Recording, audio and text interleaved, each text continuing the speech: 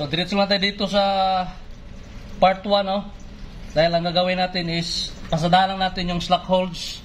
So part 1 at saka yung part 3 lang, kaya dito yung ano ng slack holds. So let's see, ang cargo natin na ikarga natin is corn or mais. Corn. So ang stowage factor natin is let's see 1.4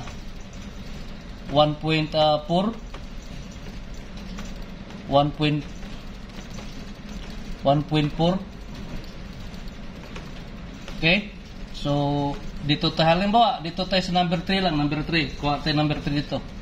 So number 3 natin sample na corn, stowage factor na 1.4. Tapos kunin natin yung 100% na grain cubics. So dito ito is number 3. So ito yung 100% niya is 7.130.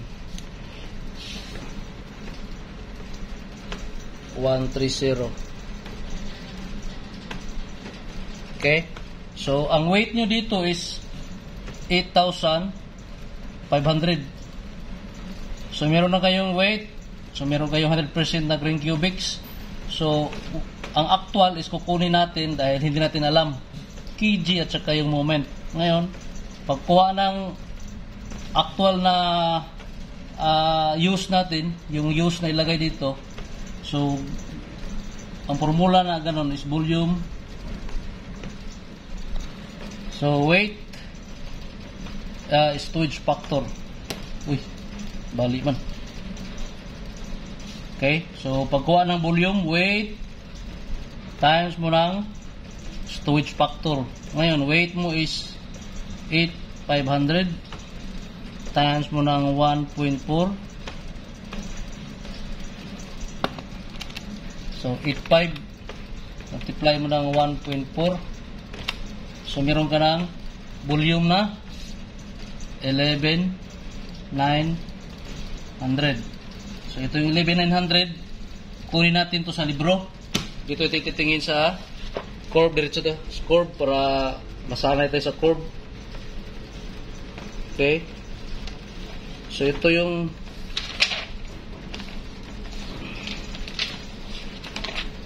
number 3 niya.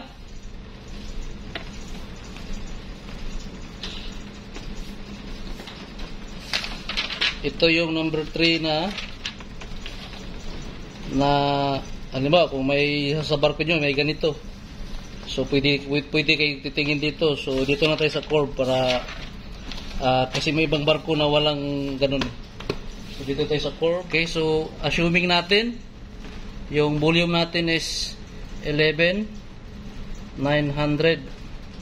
Ito yung volume natin. So kunin nyo ito yung volume of load. Yung volume of load, nakita nyo dito. So ito yung 10, ito yung 15, 10, 15. So 11. So 11, 12, 13, 14, 15. So let's say 11,900. So 11, 12. So banda dito. Dito banda yung 11, 12. I mean 11,900. 11,900. Ganun lang, ha. So nakita nyo dito yung line na yan, yung line na volume. Yung volume na yan, kita nyo, kg. Ito kg nya. Ito yung transverse shearing moment, yung nakaganyan. So kunin natin yung 11,900 na volume. So let's say dito tayo banda. Yan. So i-hit nyo itong volume na line. Gawa ka na linya dyan. So ito yung volume nya. Diba? Ito yung volume nya. Volume, na-hit nya na.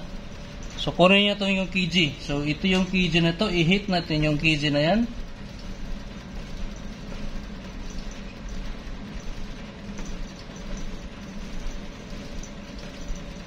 I-hit natin yung kg. So na-hit mo na yung kg. Na-hit mo na yung kg. Ipababa mo yung line sa kg. Punta ka dito nga line na to. Ito yung kg nya.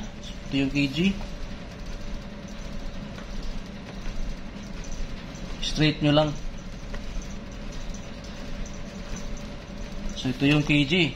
Ito yung kg nya. So 6. So dito 7 to. 7. 8. So 9. 10.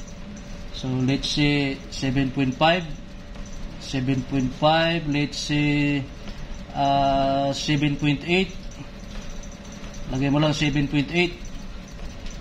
Okay, so yung kg mo is 7.8. Lagay mo dito 7.8. Ngayon i-multiply mo yung 8.5, multiply mo ng kg na 7.8. So meron ka ng moment na 66,300. Okay, so ito lang sa part 1 na yan. Ito yung pagkuha ng actual mo sa kayong kg. So dito ngayon diretso tayo sa part 4. Sa part 4 tayo. Sa part 4 trim tayo dahil slack. So kunin natin yung leads, yung volumetric kunin natin, saka yung density dito is stage factor is 1.4. So kunin natin yung volumetric na naman. So balik tayo sa volume. Ito yung volume nyo. Patakbuhin naman yung volume dito sa line ng transverse healing moment. Okay, na-hit na yung line ng transverse healing moment. Yan, i-down mo naman. Down mo siya.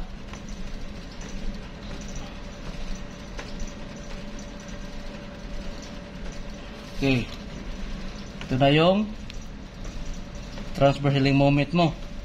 So kung napansin nyo is 30,000, dito naman is 40,000.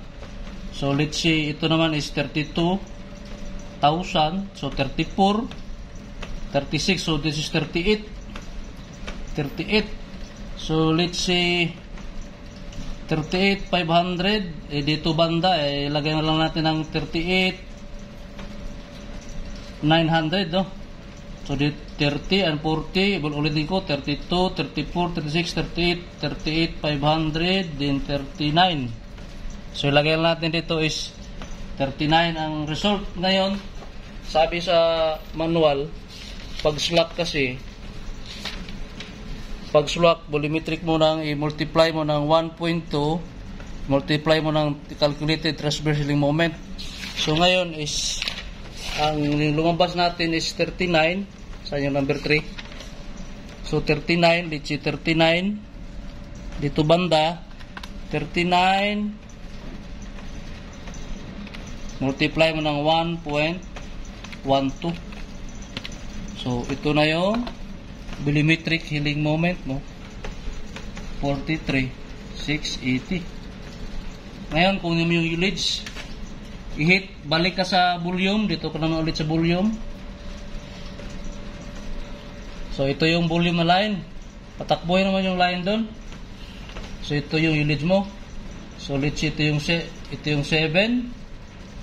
8, 9. So dito let's see ito 0.2, 0.3, 0.4, 0.5 hanggang 2.2, 6, 4, 8. So let's see 7.2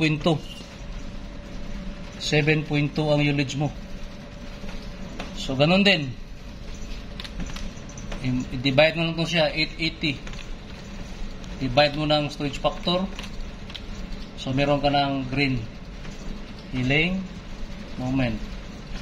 Ito siya. So ganun lang sa slack. So tingnan natin itong number 3 cargo hold sa numbers, kung almost the same, kung malalayo ba yung result. Ngayon, kunin natin yung volume natin is, ang volume natin is 11,900.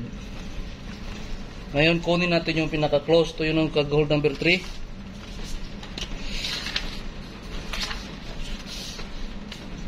Ito yung cargo hold number 3.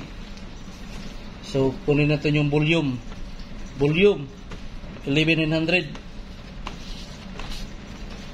11,900. So ito yung pinaka-close niya. 11,900, 11,828. So kunin natin yung kg. So ito yung kg niya is kg 7.8. Tapos yung kg natin is 7.8 din.